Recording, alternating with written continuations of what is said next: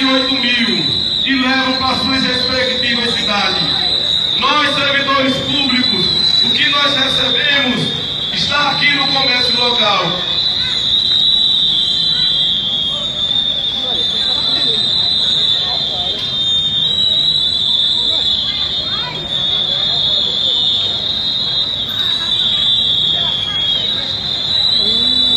Prejuízos que os servidores públicos estão tendo, prejuízos que o serviço público está tendo.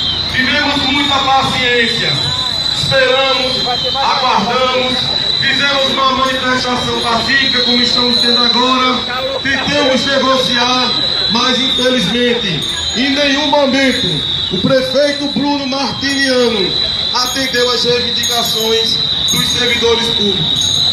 Nesse momento, vamos para a prefeitura. Vamos mais uma vez fazer parte da manifestação na Casa do Povo.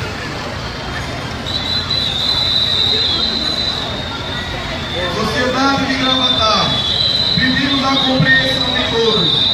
Pedimos que a sociedade entenda que é uma manifestação pacífica.